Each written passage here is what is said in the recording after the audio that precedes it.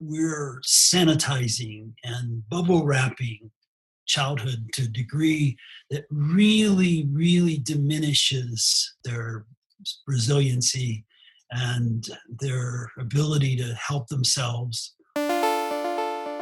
You're listening to the Mindful Mama podcast, episode number 262. Today, we're talking about the anthropology of childhood and whether you are a weird parent with David F. Lancy. Welcome to the Mindful Mama podcast, now with over 1 million downloads. Here, it's about becoming a less irritable, more joyful parent. At Mindful Mama, we know that you cannot give what you do not have. And when you've calm and peace within, then you can give it to your children. I'm your host, Hunter Clark-Field's Mindful Mama mentor. I help smart, thoughtful parents stay calm so they can have strong, connected relationships with their children. I've been practicing mindfulness for over 20 years. I'm the creator of Mindful Parenting, and I'm the author of Raising Good Humans, a mindful guide to breaking the cycle of reactive parenting and raising kind, confident kids. Hey, welcome back to the Mindful Mama podcast. I'm so glad to be connecting with you once again. I have a really fascinating conversation for you today. I'm so excited to share it with you. I'm going to be talking in just a moment with David Lancy, who is an anthropologist, researcher, and author of The Anthropology of Childhood, Cherubs, Chattel, and Changelings, and Raising Children, Surprising Insights from Other Cultures. He has conducted extended fieldwork in Liberia, Papua New Guinea, Trinidad, Madagascar, Uganda, Yemen, and more. And we're going to talk about our Western upbringing of children, how that's different from the way children have been raised all around the world in many different times and many different cultures. So maybe you feel guilty if you don't play with your child, or you feel bad because you want to break from your child. And David, in his research, encourages us to not to, that these are new developments in weird, Western, educated, industrialized, rich, democratic societies, and they don't actually benefit children. So he has some really fascinating ideas. I think that you will find so much in here. He compares our parenting with other societies, and some ideas he has in this podcast that I invite you to take in and ponder. He says that attachment parenting is a myth and that mothers are not the sole caretakers in other cultures, how overparenting and overprotecting diminishes children's resiliency, and that just observing for children is much more effective than direct teaching. So there's so much to get from this episode, whether you're a parent or a teacher or whatever age your kids are. This is incredibly fascinating stuff. So I can't wait for you to dive in. I'm trying to think if I have any announcements. You know, it's like cold, dark, gray, winter during a pandemic.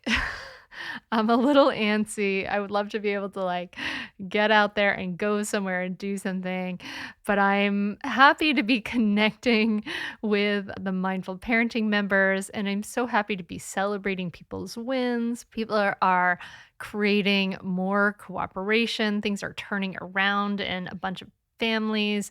We're creating all these accountability buddies where people are helping each other meditate, even as busy mamas. So there's so much happening there. That's kind of filling me up. So that's there. And I hope you have similarly something that is filling you up. Maybe it's this. Maybe it's connecting with you right here. And I'm happy to do that. If you are interested in learning more about joining a tribe of like-minded parents and getting that support and personal advice, being able to ask your questions and getting the method that really turns things around, learn more at mindfulparentingcourse.com or head over to mindfulmamamentor.com. Get all the free resources and things that you may want to join the mailing list, and I'll be so happy to be connecting with you. So anyway, let's dive into this episode. I know that you are going to get so much out of it. So without further ado, let's talk to David Lancy. David, thanks so much for coming on the Mindful Mama podcast. You're welcome. I'm glad to talk to you. And I've already introduced you, but I'm excited to talk to you about this idea of our society versus other societies in the world, and how we parent. We kind of think of like the way that we parent here in the West as, the way we get kind of myopic in our point of view, and you have studied the way people parent and raise children in all kinds of different cultures, and I'm just wondering first kind of what got you interested in that. Somewhat of an accident. I was in graduate school at UC Irvine in psychology, not in anthropology initially, but in psychology. And I was involved in a research project where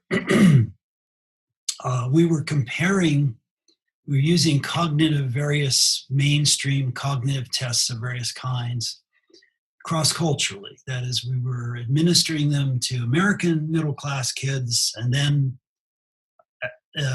children from rural Liberia who spoke the Pella language, and to see what impact, if any, culture would have on those results.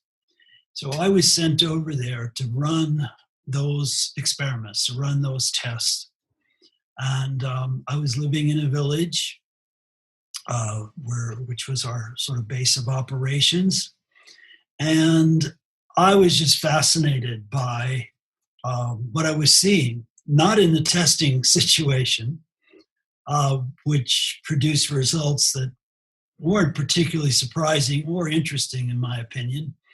But I was just hanging out with the kids and observing their lifestyles, and so many aspects of their experience was almost shocking to me, in the sense it was so different from what I was used to. And I realized that my childhood is actually quite different than contemporary childhood. So we've had in addition to the contrast cross-culturally, we have historical contrasts. Mm-hmm. Once I get into it, we're pretty spectacular.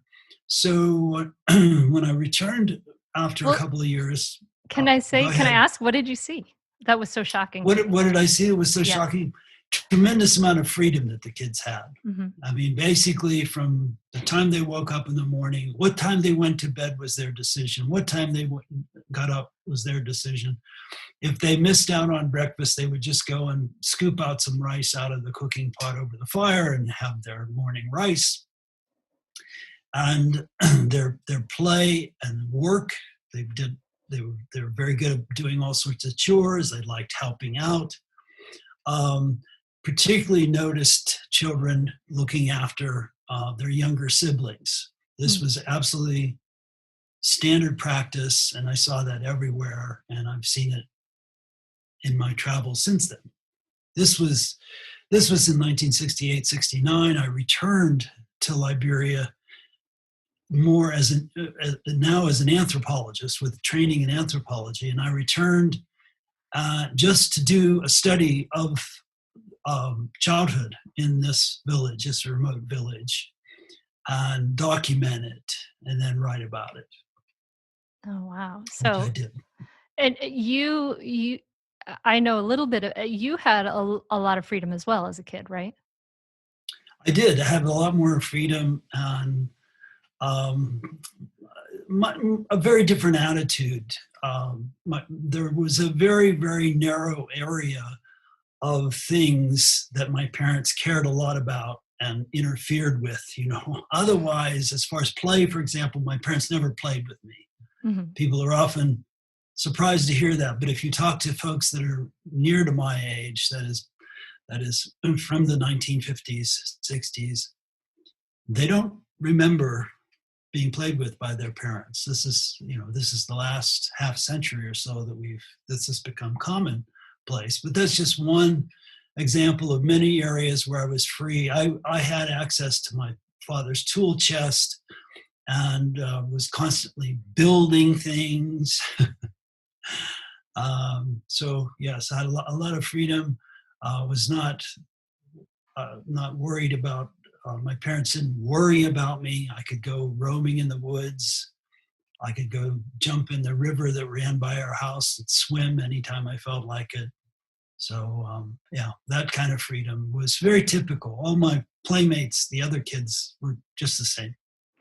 I can relate to that a lot. Actually, growing up in Rhode Island, I was born in 1978.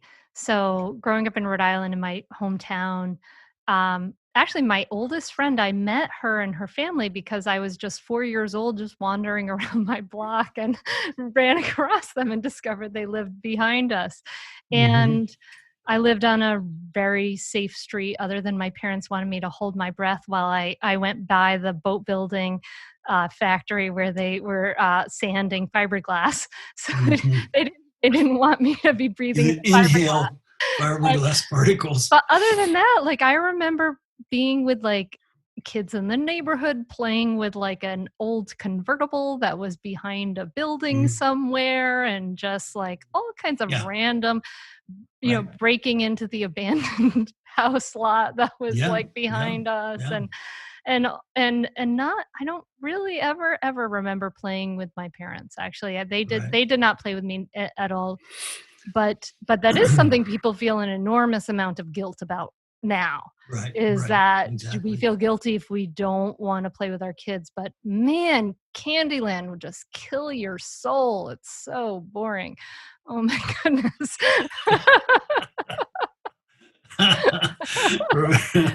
Okay, I'm glad I missed out on that. Yeah, don't go play Candyland with your grandkids.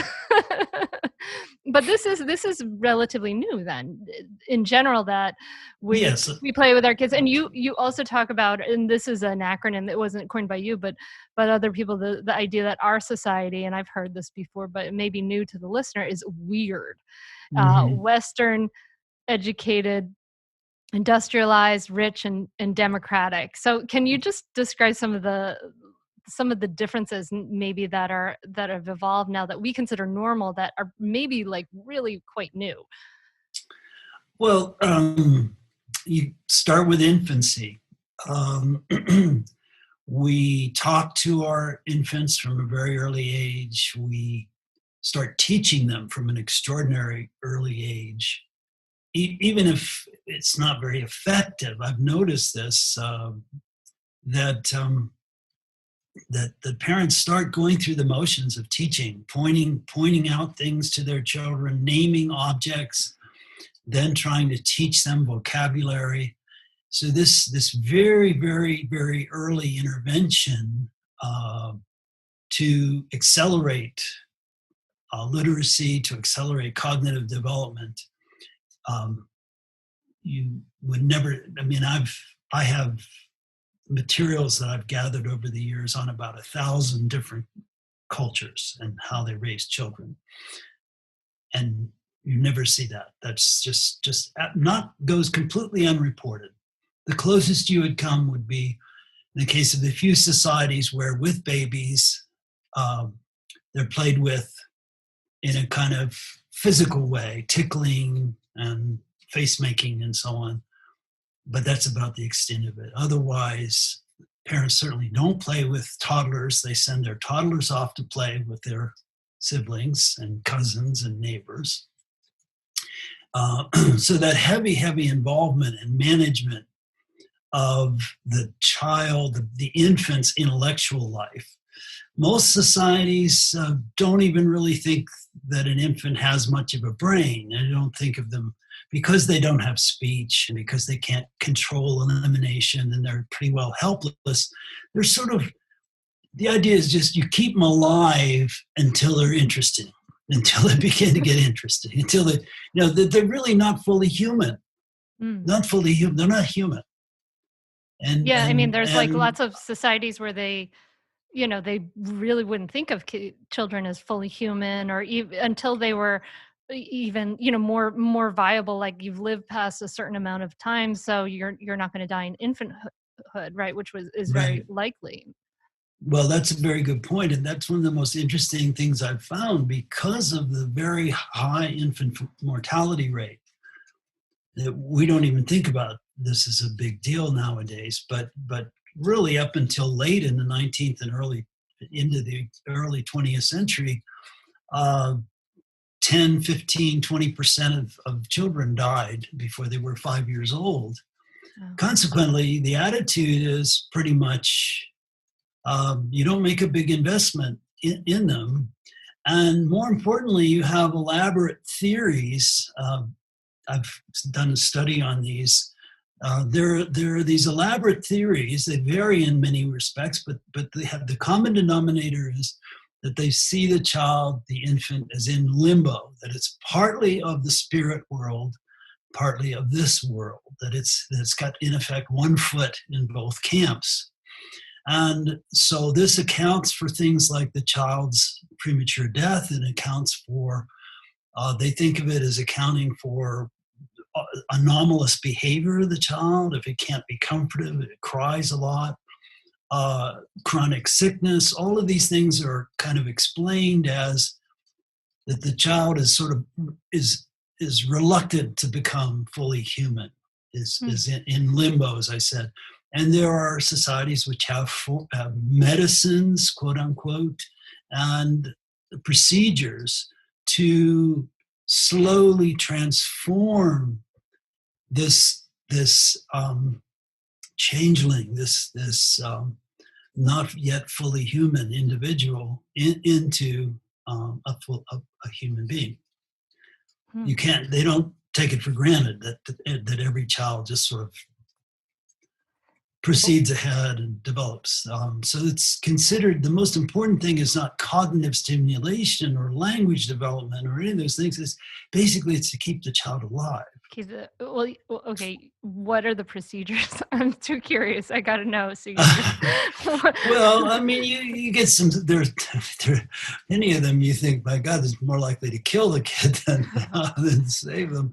Oh, there's one where a baby will be passed over a greenwood fire. What that does, I have no idea. Massaging. A number of societies believe in massaging the child.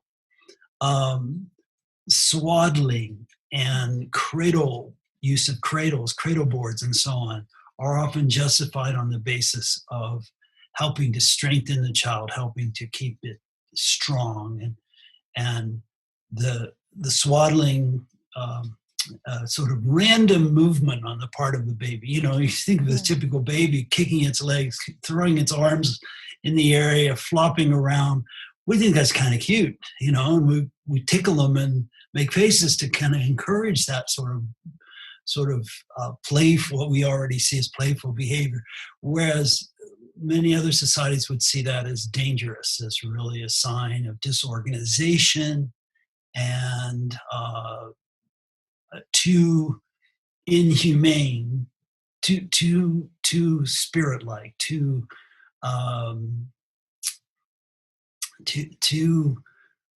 inhuman. Okay.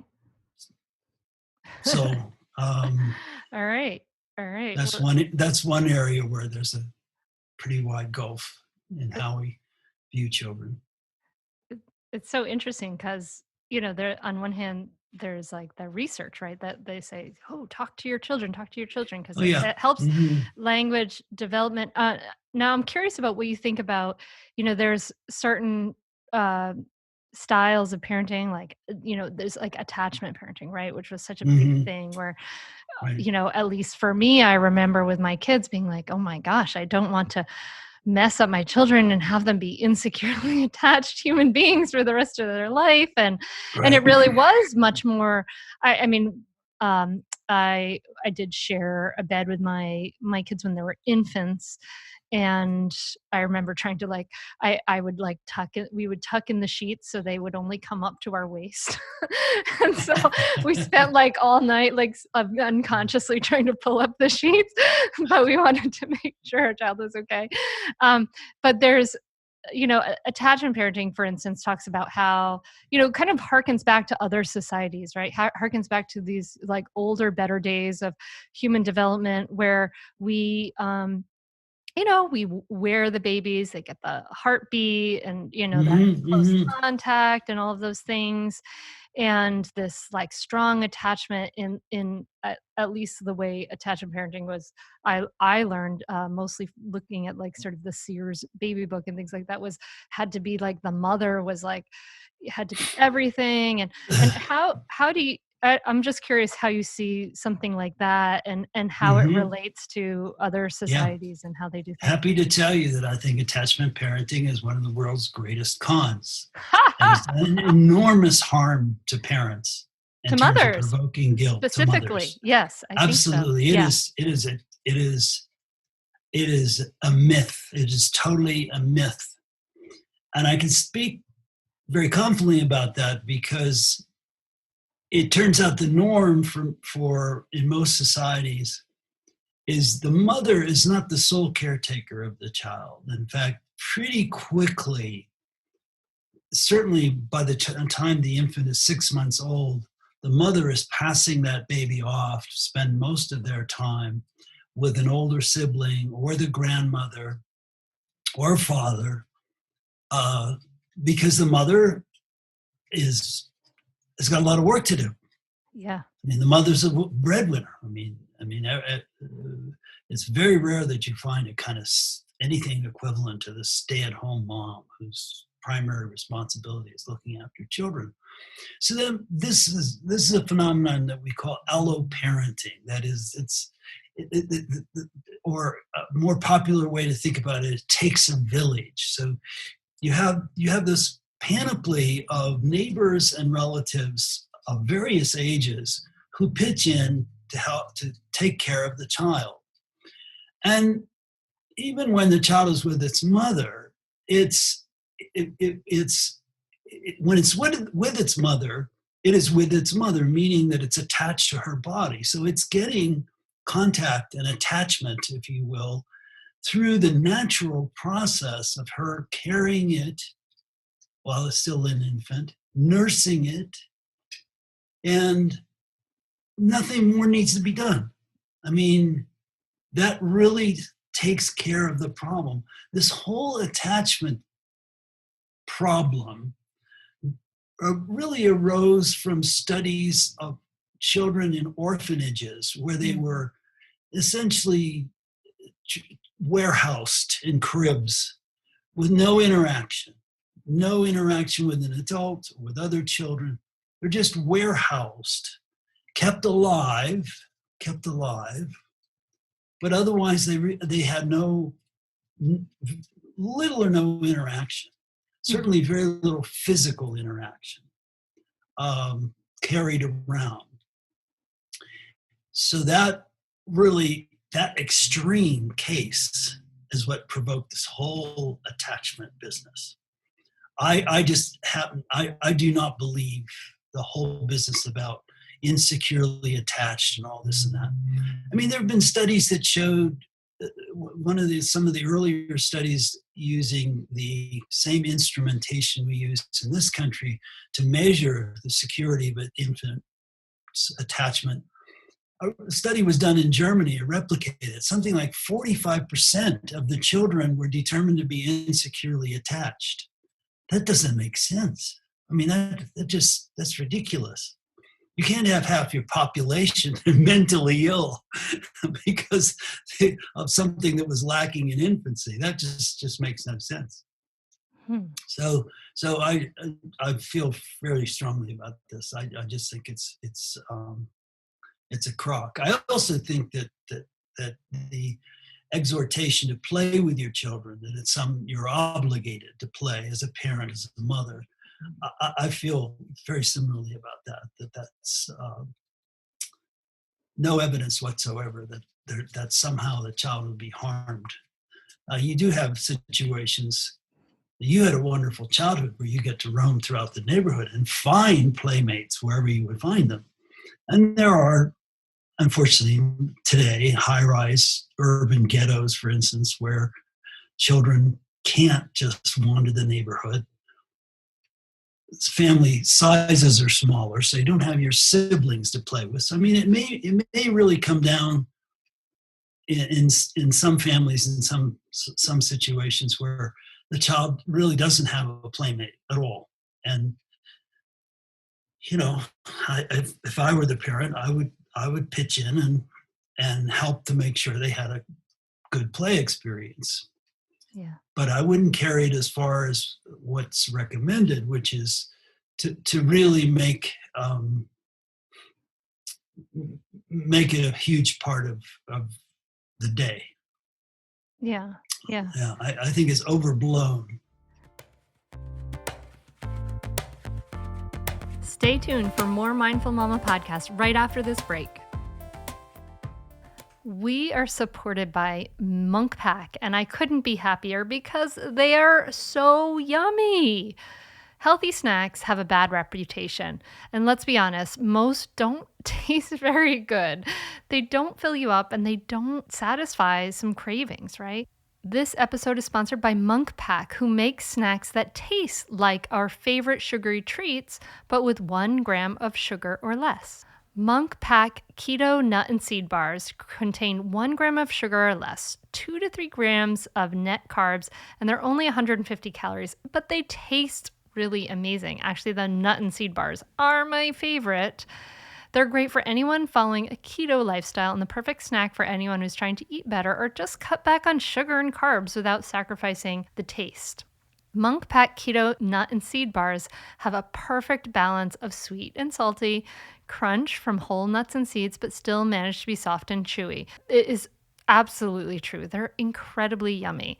They come in delicious flavors like caramel sea salt dark chocolate, and peanut butter dark chocolate.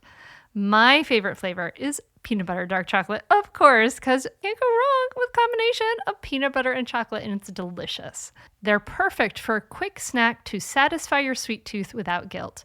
Enjoy Munk Pack Keto Nut and Seed Bars as a quick breakfast, while running errands, or after a workout. In addition to being keto-friendly, the bars are also gluten-free, plant-based, and non-GMO, with no soy, trans fat, sugar, alcohols, or artificial colors. They taste incredible, and you can't beat the low sugar nutrition or taste they provide. And by shopping online, you can avoid another trip to the grocery store by getting Munk Pack delivered right to your door. Try it for yourself and you'll see. And we have a special deal for our Mindful Mama listeners. Get 20% off your first purchase of any Munk Pack product by visiting monkpack.com and entering the code HUNTER at the checkout. And Munk Pack is so confident in their product, it's backed with a 100% satisfaction guarantee. So if you don't like it for any reason, they'll exchange the product or refund your money, whichever you prefer. To get started, just go to monkpack.com. That's MUNKPACK.com and select any product, then enter the code HUNTER at checkout to save 20% off your purchase. Munk Pack, delicious, nutritious food you can count on. We thank them for sponsoring the podcast. I agree with you. And I guess I think I've come to see it as like, if you have a relationship with your child and like generally, if your relationship is pretty good with your child, like, and everything's pretty kosher, there's no need to like go play Candyland or pretend to be Barbies. It's like, it's annoying. And it just makes you frustrated. But maybe there are times where like you and your child are having a lot of difficulty, and then might be a nice time to be like, let's set some time where I'm really there with you, and I'll play whatever you want, right? So just like any relationship, you give it some time and attention in a way that's really makes sense to that relationship. You're giving a lot of credit to the parent to figure things out, to see where there's a problem potentially, and to come up with a solution. What I object to in so much of the parenting literature today are these mandates. Mm-hmm. They're treated like mandates. You must do this. Mm-hmm. And if you don't, you're going to be irrevocably harming your child. Really, really frosts me. Yeah. when I hear, I agree. when I see things like that. I feel incredibly frustrated by that too, because it puts so much pressure on parents, specifically mothers or whoever's home with that child, like there's so much pressure on this person to make this like kind of ideal situation. And you talk about that too, right? How like mothers in different societies, this sort of like cult of motherhood thing. I mean, this all Yes. is fairly new, right? It's Right. fairly new with Absolutely. industrialization and Very, very Western new, right? societies and things like that. So talk to us a little bit about that. Oh, well, it's in my research, I can trace out the history. I mean, it's real interesting. For example, the earliest sort of signs, of weird parenting probably date from the 16th century, 15th and 16th century Netherlands. And the Netherlands was an interesting country because it was during that period, is a very modern country in that it had kind of thrown off a lot of the medieval trappings of society and embraced commerce. So the Dutch had this tiny little country that became phenomenally wealthy, largely through trade. So they had all this money. And they embraced individualism too, right? They embraced Martin Luther, exactly. Martin Luther, right? Like the he was saying, like, comes in. We have an individual relationship with God. I don't need to have this whole community experience of the church, et cetera, right? So it's like commerce and individualism. Right. Bing, bing. Right. So they had the means, and then you see signs. I paid particular attention to paintings. So family portraits. If you had money, you had family portraits done. And what's interesting is that the Dutch, their paintings from that era show consistently affectionate relations between parents and children. There's actually spending time with each other. And this is a breakthrough. Pictures of mothers reading to children from this early period. So this is the first sort of inklings you get of a change in how the first signs of kind of the weird pattern of parenting, very different from what had been the case for centuries before then. I mean, you think about the fact that among the wealthy, I mean, you have two classes of society. As far back as the ancient Greeks, you had peasants, and the children are just going to basically be blended right into the family work unit as soon as they could.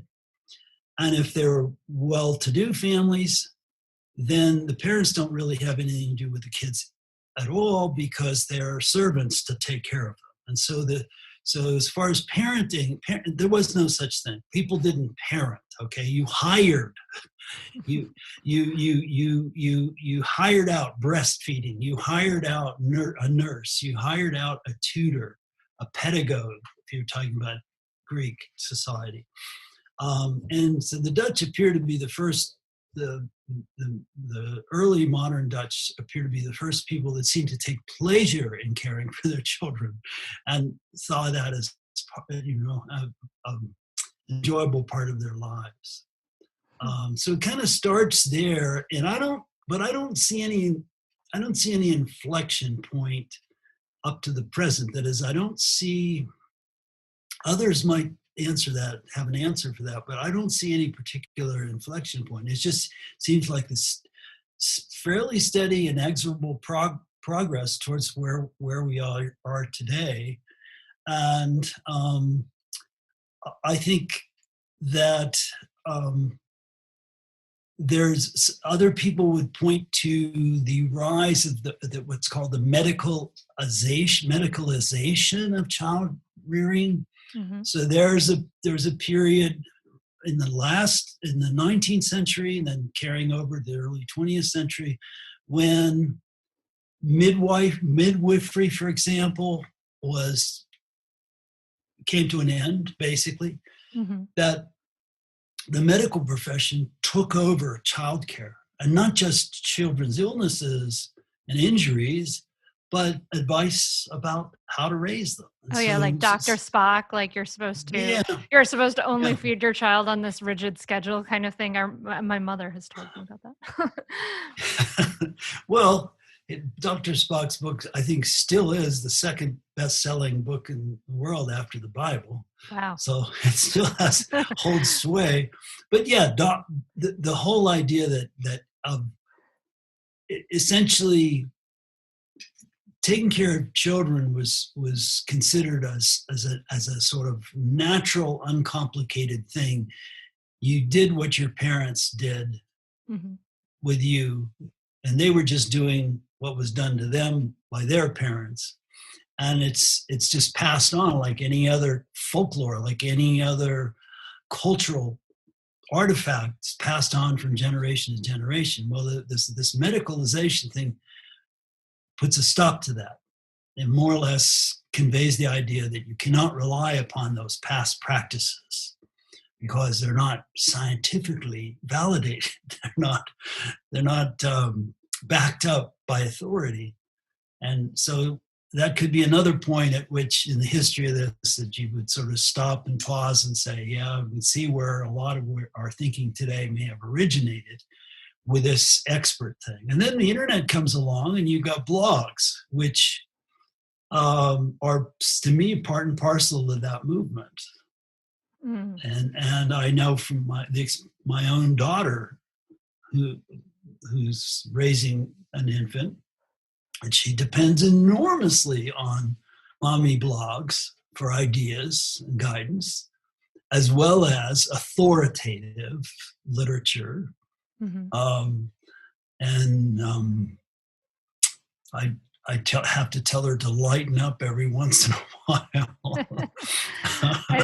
It's probably good, but it's interesting because it's like, we can see there's, the acronym WEIRD, right, is like kind of inherently a little bit derogatory, right? Like there's implying there's something wrong with our society. But, at the same time, if we look at just like what was passed on to us, a lot of us don't necessarily want to pass on that on to our children. That's like, I don't want to, that's right. I don't want to hit my children. I don't want to yell at my children. Right. Like, so I do want to learn something different. Right. So it's interesting because there's a lot of positive that's come along with all the learning and the change and this differentiation and evolvement. But what do you specifically see as maybe some of the negative things that have come along with it? I mean, for me, I guess I look at it and I think like, just one of the biggest negative things is just that we live by ourselves in these tiny little units and we don't have aunts and uncles and cousins and all of those people around. We see ourselves as so individual that we don't support each other. I mean, I don't know. What do you see as some of the things we've lost, I guess? Well, one thing that I've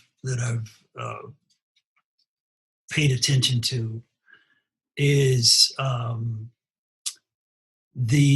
what I would call overparenting or intensive parenting or overprotection. And it's sort of based on the notion that if a little bit of something, it seems to do some good, then lots of it will do even better. So true. Yes. So I think if you want to compare the before and after, I can talk about what we've lost. And in my experience, one of the things we're losing with the way we're overprotectively parenting now, one of the things we're losing is that children don't get to learn to make decisions on their own, to weigh risky situations. Can I just interrupt here for a second, David? Because I just have to, this is so funny because I can look out my window from where we're having this conversation and I can see my 10-year-old daughter has just climbed on the roof of my carport. Just it's so ironic that we're having this conversation. Oh my gosh, yes. Do you want to pause it? No, it's okay. She's okay. She's allowed to be on the roof of the carport. Well, but it's so funny. You'll get some comments from your listeners to that. Your laissez-faire attitude, but I think being able to take the initiative, to take risks, to make decisions, resiliency, bounce back after an injury, a fall, a scraped knee. We're sanitizing and bubble wrapping childhood to a degree that really, really diminishes their resiliency and their ability to help themselves. I can draw a direct line between that kind of parenting and the problem we have with our college students today, which is high proportion of them have emotional problems. And this is new. This is absolutely unprecedented. This and most of my colleagues are at a loss. That is, fellow professors are at a loss to know how to handle. And this semester, my spouse, as I said, is a professor of English, has had a student who's suicidal and had to kind of call on the university's resources.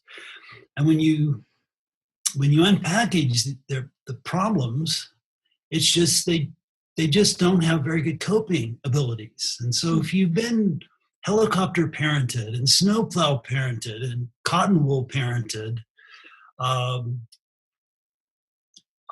think it leaves you vulnerable, in an extremely vulnerable state for adversity. And of course, we're going to have adversity. And we do the best we can to shield our children from setbacks of various kinds. But once they get out into the world, and of course, they may not get out into the world, because then you have the failure to launch problem, which I think is also attributable to this kind of over scaffolding, always being there to help your children over a rough spot. Yeah. So that to me is, that's the sort of thing that really concerns me. I can see in effect the end product, or not the end product, but the interim state when students are going into college. And I've been teaching in college since 1968, so I've seen a lot of students under very different circumstances. And what I'm seeing today, as I said, in so many of the students who are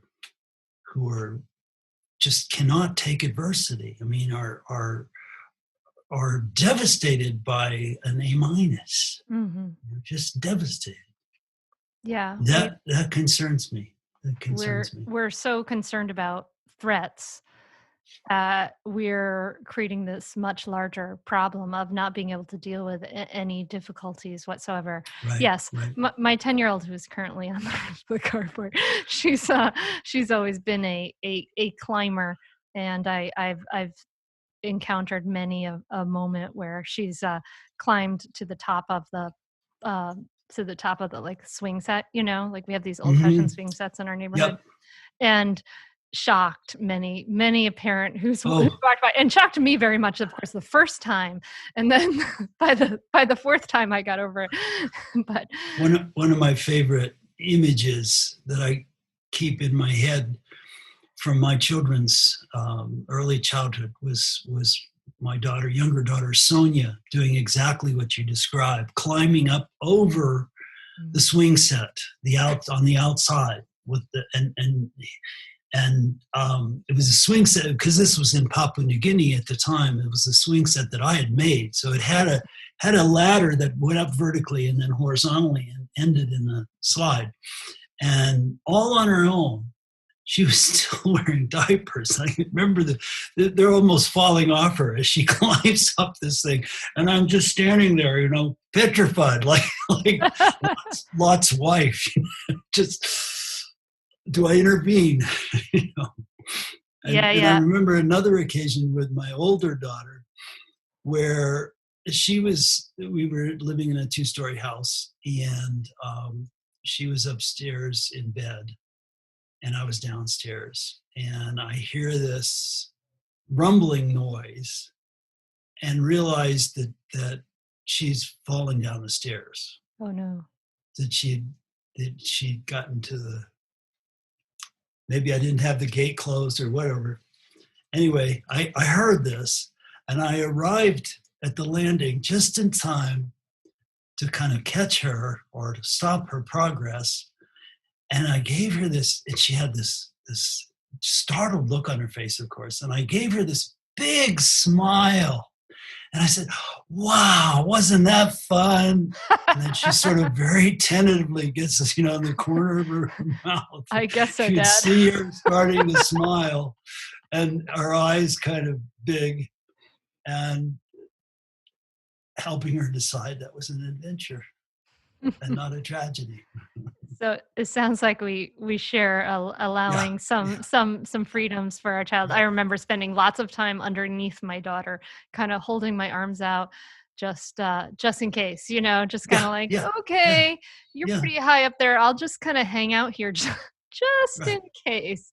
Right. And you talk about what are some of the things that we need, and you talk about the Chore Curriculum. So what do you, and so I'm wondering, like with your own kids, obviously you gave them some freedom to take some risks. Did you give them the Chore Curriculum, and what is that? Well, the Chore Curriculum is a term that I coined to explain how children learn their culture without teaching, without being taught. And essentially it's got a lot of different components, but it starts with kids having an interest in doing stuff that big people are doing. Mm-hmm. They have a natural curiosity. I'm sure you've noticed this with your children. When you're in the kitchen, they want to be there. They want to be sticking their nose in what you're doing and helping. And this is what I have observed of children in other cultures. And then they pick up on tools. Sometimes they're old discarded tools that nobody wants. Sometimes they're sharp knives and hatchets and so on. And the most I've ever seen a parent do in a village situation like that is maybe take the sharp knife away and substitute it for a duller knife, but never really prohibiting the child from playing with knives. So it's access to the tools, access to the materials. Village societies are much more open than our society. So things are done out in the open, even among the Inuit, among the Eskimos. When they make things, when they build things, they're not inside their igloo. They're not assembling watches. They're building big stuff, sleds, boats, kayaks, tools. They're outdoors. And the children, with umpteen layers of anoraks on, are right in there, pitching in, slaughtering a seal, getting all bloody, and it's just great. It's just great. So the chance to plunge in and participate in whatever it is adults are doing. The children are always, if necessary, you slow down. You don't do what you're doing quite so fast. You are careful, not that they shouldn't get injured, but you don't bar them from the activity at all. Other aspects of the Chore Curriculum include the fact that every society I've studied has a kind of has their chore inventory graduated. So the youngest children are likely to be sent on errands.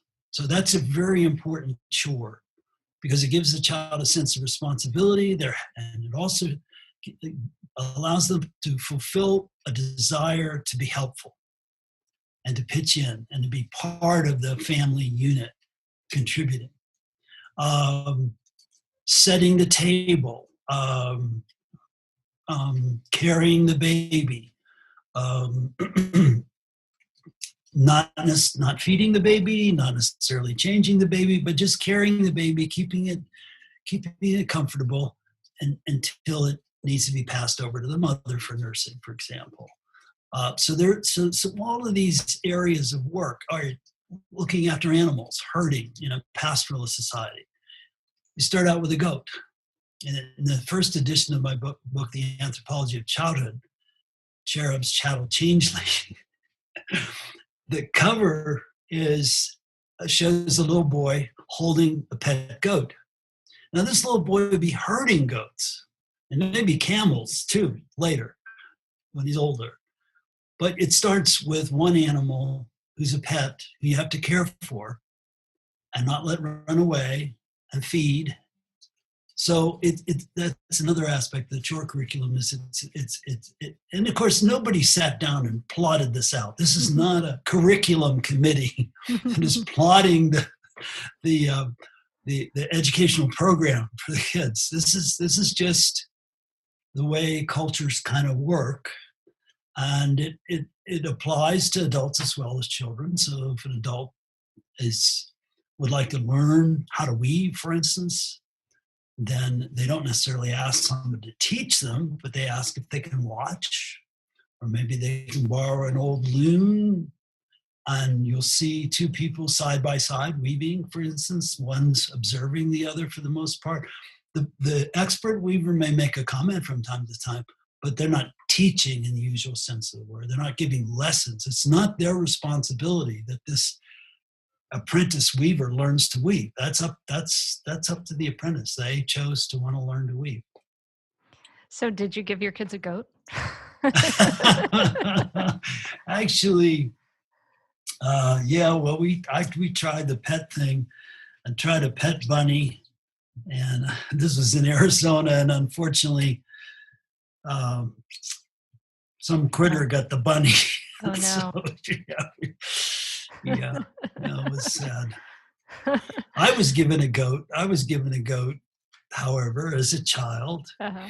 And it ended badly because the goat was tethered to the back door, the back door of the house, and off to kind of had its food and so on, just off to the side of it, leading up to the porch. And the stairs, jumped off the porch and hung itself. Oh no, gosh, poor goat. Yeah, right. So, oh my goodness. Anyway, no, can you? It doesn't. I mean, that's part of the learning process, though. That there are these tragedies that occur. The goat gets killed. Yeah. I guess that's true. Yeah.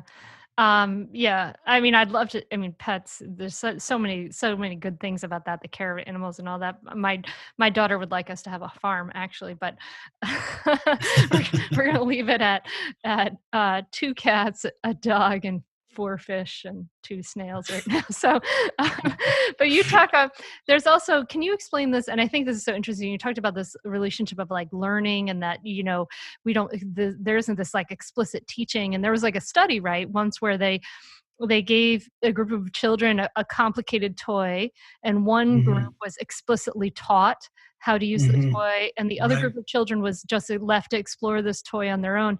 Can you share what happened with that and how this relates to what you were just talking about? Yeah, that's actually, there have been a lot of, quite a few studies, maybe inspired by the one you mentioned, but quite a few studies that show, for example, that, it obviously depends on the toy, and some toys are just too complicated, given the age of the child and so on. But let's just say, what are the ways in which you can learn and figure out toys? Turns out that observing someone else play with the toy, or take the toy apart, or figure out what its function, what it does, just observing is more effective than a lesson, than teaching. In particular, a recent study that you may not be familiar with, I was very impressed by. It talked about taking a really complicated toy. Many modern toys are multifunctional. They do all sorts of things. I've noticed this with my granddaughter. Her toy inventory includes these toys that have multiple functions of various kinds. Well, in the lesson, condition, when the child is taught at least partially what the toy does, as opposed to just an observation session or a session where they're left to play with the toy on their own. The ones that were not taught, that didn't have the lesson, discover a lot more about the toy on their own. That is, the ones that were taught never fully understand and discover all the functions and all the things the toy can do. They just basically stick to what they were taught and don't go beyond that. Mm-hmm. And there's a concept now in child psychology, developmental psychology, called over-imitation. And what they find is that kids pretty consistently, pretty reliably will copy a teacher, an adult model, even when they're doing things that are non-functional. So, for instance, within one of the classics, you have this light, okay? And in order to turn the light on, the cover of the light, the top cover of the light, so it's sort of a flattish rectangle, like a cigar box. And the top of it is the lens of the light. And you just push on it and it turns it on. And the teacher, set up as a lesson, would turn it on and off with their forehead. So rather than just use their hand to turn it on, they're doing it with their forehead. And what they found was that as long as kids sort of looked upon this as a lesson and as this person as a teacher or model, they imitated exactly what he did. But if it were done in a little more casual way, for example, they just happened to see this light and people turning it on and off in various ways, then when it came their turn to turn it on or off, they used their hands. They didn't, they left it out. So I think what we're seeing is a difference between who has control over the learning process. Is it the child? Are they in control? Are they taking the initiative to learn? Or are they largely passive? And because the teacher is the authority, and you're really demonstrating not just learning but obedience, and adherence to the role of pupil. Yeah. Wow. That's and amazing. I think a lot of our overparenting, what I consider to be overparenting, is driven by this anxiety that our kids will not be good pupils, will not get the full value of their schooling. And it's one of the reasons we have so many parents are super anxious about the schools in their neighborhood, picking really, really good schools. Because I think there's a lot of excessive, in my view, anxiety about a child not really taking school seriously, not really taking the work seriously. Yeah. And I think they're showing good judgment and discernment because so much of the curriculum is so, I don't know, uninspiring, and yeah. Well, maybe parents are also worried about passive versus active learning. It's really interesting. I mean, for me, that's something I was really, really interested in. Was it intrinsic motivation? Sure. Was it active learning versus passive learning? And so we're very Montessori family. We're very into that. Oh my goodness, there's so many different places we could go down with this. I didn't even ask you some of the questions I wanted to ask you, David. This is really, really fascinating. I love what you've shared. For people who are interested in learning more about you and your work, where can they find you and where can they find your books? Well, I have a website, and I would just say Google David F. Lancy. I mean, on Amazon, if you Google me, you'll find a lot of books, including a book I wrote a couple years ago just for parents. My other books are more scholarly, although the Anthropology of Childhood book was reviewed in the New York Times, and the headline was "The Only Baby Book You'll Ever Need." It's actually a mislabeling, frankly, but I think my books are very accessible, very readable. So you'll find them on Amazon, or you'll find them on my website, which is just David Lancy.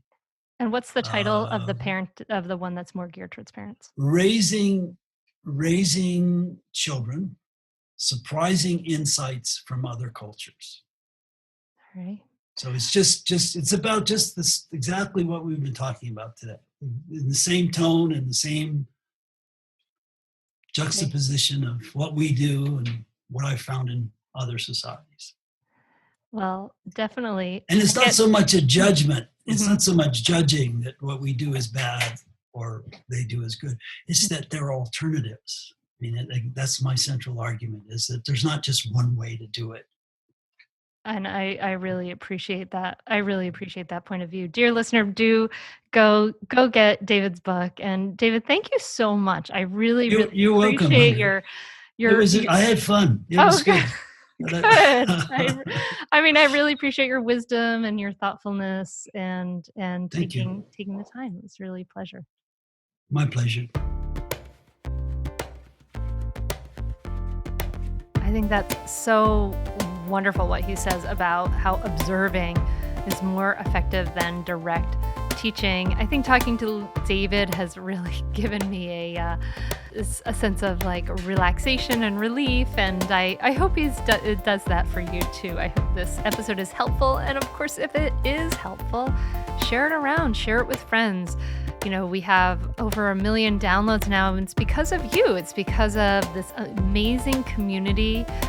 You may think that I'm just talking to anybody in this podcast, but I am really, really grateful for you. I am grateful for you in your ears, your open-mindedness to all these new ideas, that you are a thoughtful person who is curious about all these ideas. Like, that means so much to me, and it means so much to me that you are on this path with me to transform these generational patterns. It's powerful, it's wonderful, it's awesome. So thank you. I really, really appreciate you. I appreciate your listening. And yeah, a great way to get to share these ideas more is just simply to share them. Like, take a screenshot and text your friends, or take a screenshot and put it on Facebook or Instagram. Tag me. I'm at Mindful Mama Mentor. I love to see that. And thank you so much, those of you who are sharing it, who have left reviews and done all those great things. That means a huge amount.